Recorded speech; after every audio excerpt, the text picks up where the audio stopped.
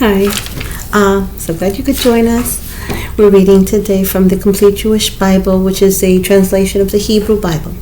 Deuteronomy chapter 6, verses 4 through 9. Shema. Hear, Israel, Adonai our God, Adonai is one, and you are to love Adonai your God with all your heart, all your being, and all your resources. These words, which I am ordering you today, are to be on your heart, and you are to teach them carefully to your children. You're to talk about them when you sit at home, when you're traveling on the road, when you lie down, and when you get up. Tie them on your hand as a sign, put them at the front of a headband around your forehead, and write them on the door frames of your house and on your gates. Matthew chapter 6, verses 9 through 14. Our Father in heaven, may your name be kept holy, may your kingdom come, your will be done on earth as in heaven. Give us the food we need today. Forgive us what we have done wrong, as we too have forgiven those who have wronged us. And do not lead us into hard testing, but keep us safe from the evil one. For kingship, power, and glory are yours forever. Amen. Genesis chapter 21. Adonai remembered Sarah, and he had said, and Adonai said to Sarah what he had promised. Sarah conceived and bore Abraham a son in his old age, at the very time God had said to him. Abraham called his son born to him, whom Sarah bore to him, Yitzhak. Abraham circumcised his son Yitzhak when he was 8 days old, as God had ordered him to do. Abraham was 100 years old when his son Yitzhak, laughter, was born to him. Sarah said, God has given me good reason to laugh. Now everyone who hears about it will laugh with me. And she said, who would have said to Abraham that Sarah would nurse children? Nevertheless, I have borne him a son in his old age.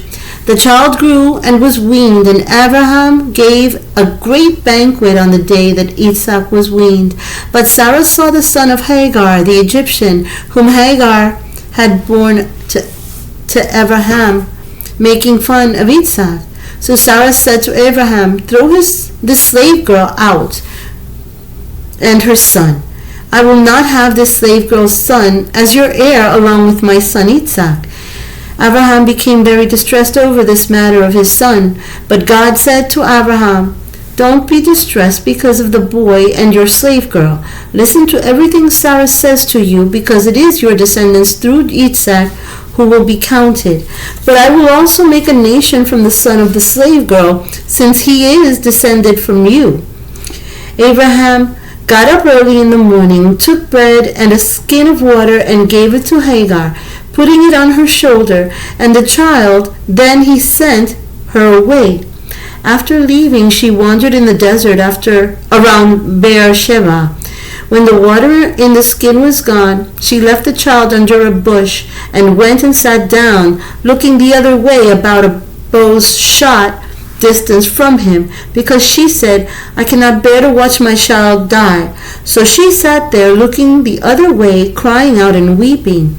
God heard the boy's voice, and the angel of God called to Hagar from heaven and said to her, what is wrong with you, Hagar?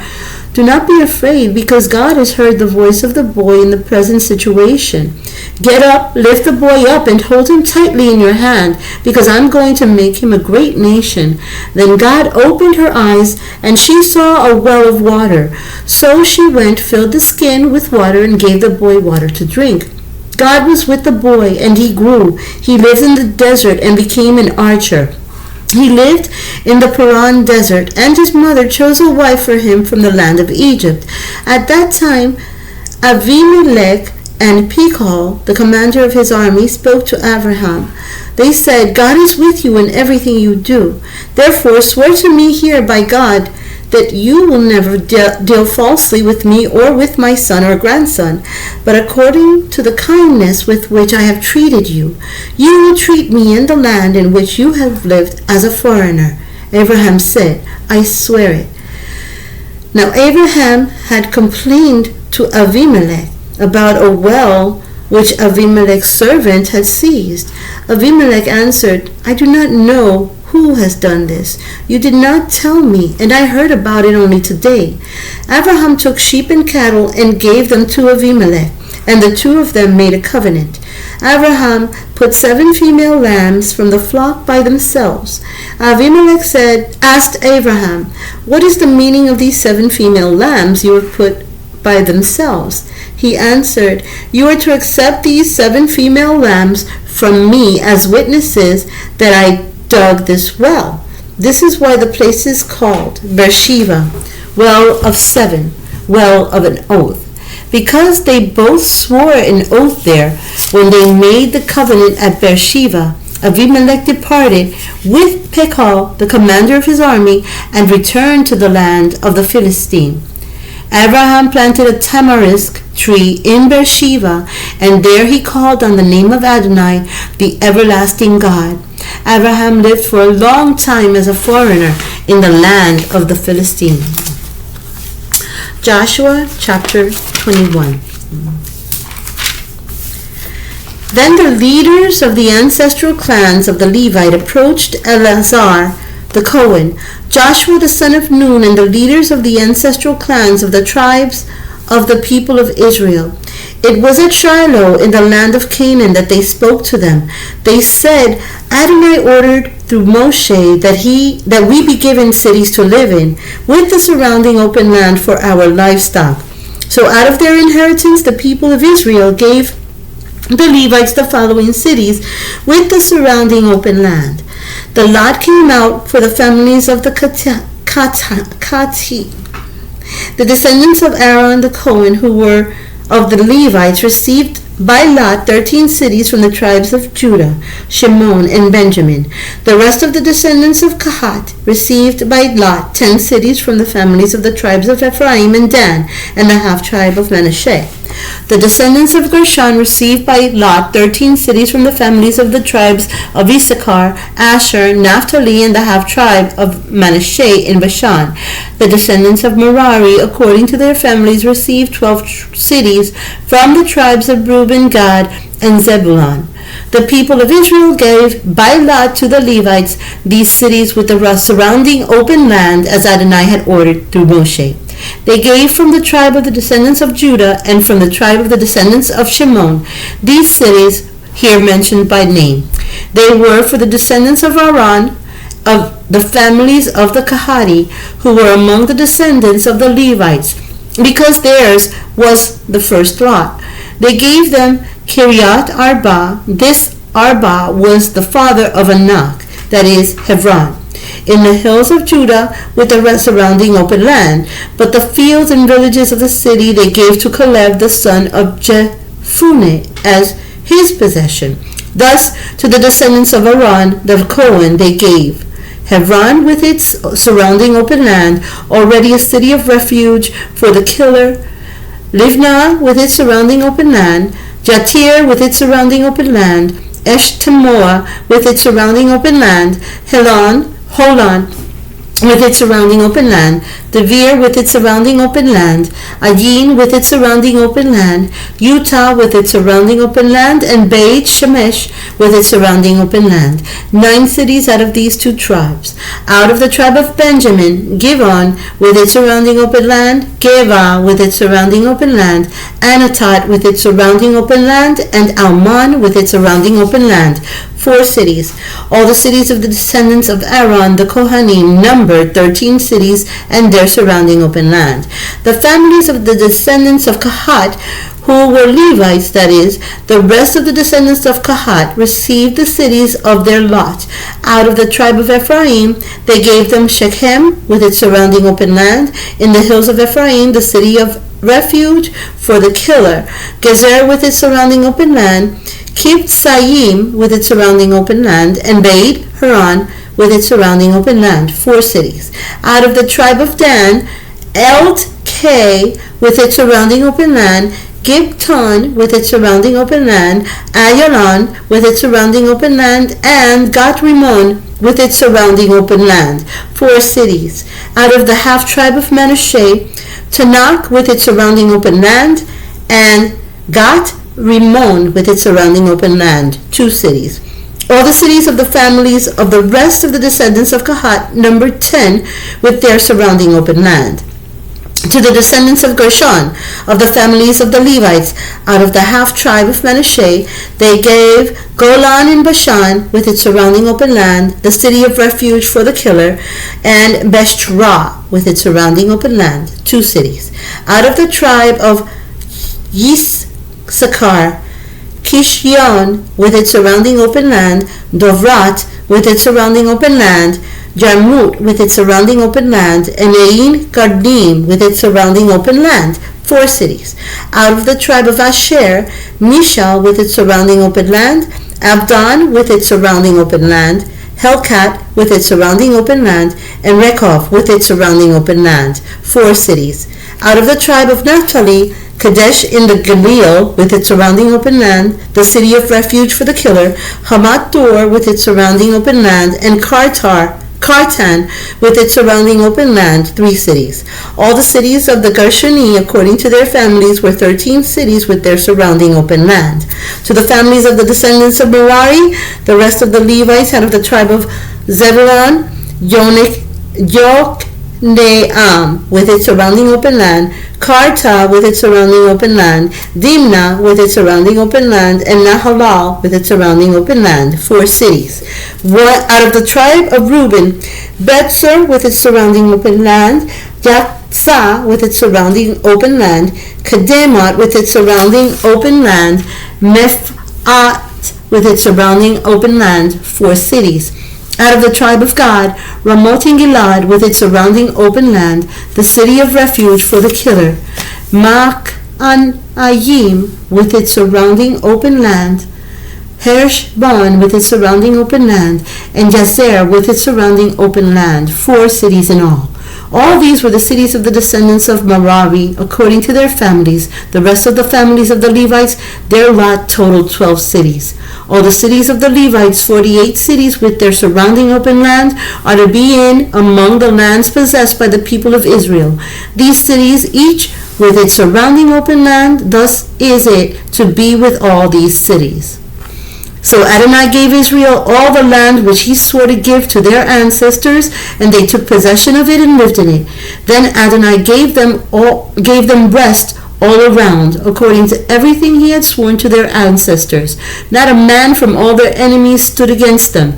Adonai handed all their enemies over to them. Not one good thing that Adonai had spoken out to the household of Israel failed to happen. It all took place. Now we'll go to Psalms chapter 21, a Psalm of David. Adonai, the King, finds joy in your strength. What great joy he displays in your victory. You give him his heart's desire. You do not refuse the prayer from his lips. For you come to meet him with the best blessings. You place a crown of fine gold on his head. He asks you for life. You give it to him. Years and years, forever and ever. Your victory brings him great glory. You confer on him splendor and honor, for you bestow on him everlasting blessings. You make him glad with the joy of your presence, for the king puts his trust in Adonai, in the grace of Elyon. He will not be moved. Your hand will find all your enemies. Your right hand will overtake those who hate you. At your appearing, you will make them like a fiery furnace. Adonai will swallow them up in his anger. Fire will consume them. You will destroy from the earth their descendants. Rid humankind of their posterity, for they intended evil against you, but despite their scheme, they will not succeed. For you will make them turn their back by aiming your bow at their faces. Arise, Adonai, in your strength, and we will sing and praise your power. Matthew chapter 21. As they were approaching Jerusalem, they came to Beit Page on the Mount of Olives. Joshua sent 2 Talmudim with these instructions. Go into the village ahead of you, and you will immediately find a donkey tethered there with its colt. Untie them and bring them to me. If anyone says anything, tell him the Lord needs them, and he will let them go at once. This happened in order to fulfill what had been spoken through the prophet. Say to the daughter of Zion, look, your king is coming to you, riding humbly on a donkey and on a colt, the offspring of a beast of burden. So the Talmudim went and did as Jeshua had directed. They brought the donkey and the colt and put their robes on them, and Jeshua sat on them. Crowds of people carpeted the road with their clothing, while others cut branches from trees and spread them on the road. The crowds ahead of him and behind shouted, please deliver us to the Son of David. Blessed is he who comes in the name of Adonai. You in the highest heaven, please deliver us. When he entered Jerusalem, the whole city was stirred. Who is this? They asked. And the crowds answered, this is Jeshua, the prophet from Nazareth in the Galilee. Jeshua entered the temple grounds and drove out those who were doing business there, both the merchants and their customers. He upset the desks of the money changers and knocked over the benches of those who were selling pigeons. He said to them, it has been written, my house will be called a house of prayer, but you're making it into a den of robbers.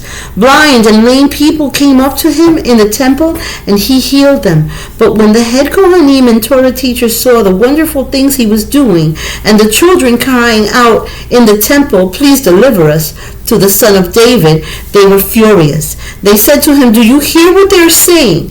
Jeshua replied, of course. Haven't you ever read, from the mouths of children and infants you have prepared praise for yourself? With that, he left them and went outside the city to Beit Anya, where he spent the night. The next morning, on his way back to the city, he felt hungry. Spotting a fig tree by the road, he went up to it but found nothing on it except leaves. So he said to it, may you never again bear fruit, and immediately the fig tree dried up.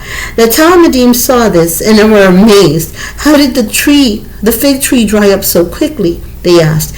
Jeshua answered them, yes, I tell you, if you have trust and do not doubt, you will not only do what was done to this fig tree, but even if you say to this mountain, go and throw yourself into the sea, it will be done. In other words, you will receive everything you ask for in prayer, no matter what it is, provided you have trust. He went into the temple area, and as he was teaching, the head Kohanim and the elders of the people approached him and demanded, what shmikah do you have that authorizes you to do these things? And who gave you this shmikah? Jeshua answered, I too will ask a question. If you answer it, then I will tell you by what shmikah I do these things. The immersion of John the Baptist, where did it come from? From heaven or from a human source? They discussed it among themselves. If we say from heaven, he will say then, why didn't you believe him? But if we say from a human source, we're afraid of the people, for they all regarded Yochanan as a prophet. So they answered Jeshua, we don't know. And he replied, then I will not tell you by what shmikah I do these things. But give me your opinion. A man had 2 sons. He went to the first and said, son, go and work today in the vineyard. He answered, I don't want to. But later he changed his mind and went. The father went to the other son and said the same thing. This one answered, I will, sir. But he did not go. Which of the 2 did what his father wanted? The first, they replied. That is correct. Jeshua said to them, I tell you that the tax collectors and prostitutes are going into the kingdom of God ahead of you. For Yohanan came to you showing the path to righteousness, and you would not trust him. The tax collectors and prostitutes trusted him, but you, even after you saw this, did not change your minds later and trust him. Now listen to another parable. There was a farmer who planted a vineyard. He put a wall around it, dug a pit for the winepress, and built a tower. Then he rented it to tenants and left. When harvest time came, he sent his servants to the tenants to collect his share of the crop. But the tenants seized his servants. This one they beat up, that one they killed, another they stoned. So he sent some other servants, more than the first group, and they did the same to them. Finally he sent them his son, saying, My son they will respect. But when the tenants saw the son, they said to each other, "This is the heir. Come, let us kill him and take his inheritance." So they grabbed him, threw him out of the vineyard, and killed him.